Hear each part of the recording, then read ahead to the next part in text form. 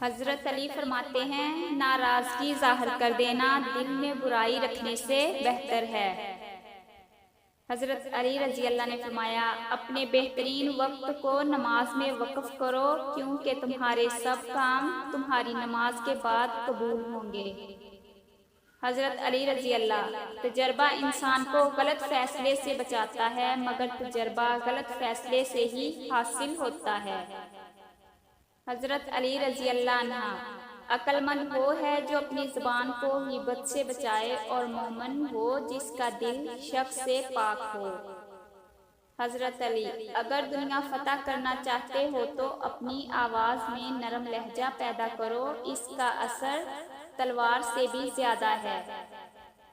حضرت علی رضی اللہ نے ارشاد فرمایا زندگی میں ساتھ دینے والے اگر بے بس اور لاچار ہو جائیں تو انہیں سنبھالا جاتا ہے، تبدیل نہیں کیا جاتا۔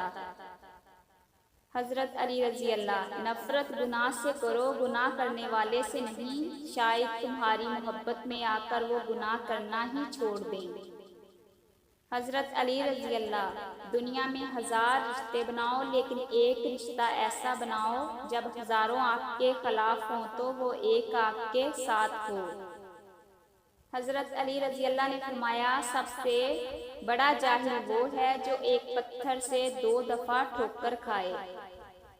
حضرت علی رضی اللہ نے ارشاد فرمایا کچھ باتیں ایسی بھی ہوتی ہیں جن کا جواب خاموشی ہوتا ہے۔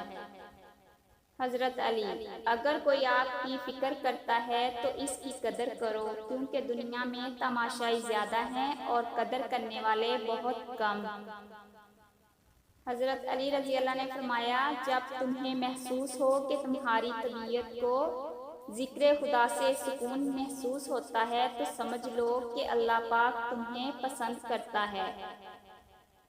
حضرت علی رضی اللہ تعالیٰ عنہ رشتوں کو مضبوط رکھنے کے 2 راز جب آپ غلط ہوں تو اپنی غلطی تسلیم کریں، جب آپ صحیح ہوں تو صرف خاموشی اختیار کریں۔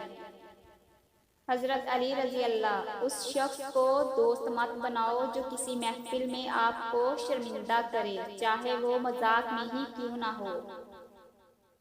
حضرت علی رضی اللہ نے فرمایا اگر میری زندگی میں دکھ نہ ہوتے تو میں اپنے رب کے ساتھ دعا کا رشتہ کیسے نبھاتا۔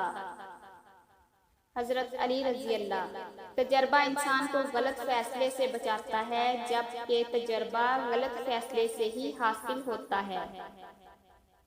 حضرت علی رضی اللہ عنہ جو شخص تمہارے خون میں سے نہ ہو مگر پھر بھی تم کو عزت دے اور پیار دے تو بے شک وہ تمہارے لیے بہترین رشتہ ہے۔ حضرت علی علیہ السلام نے فرمایا محبت سب سے کرو لیکن اس سے اور بھی زیادہ کرو جس کے دل میں تم سے بھی زیادہ محبت ہو۔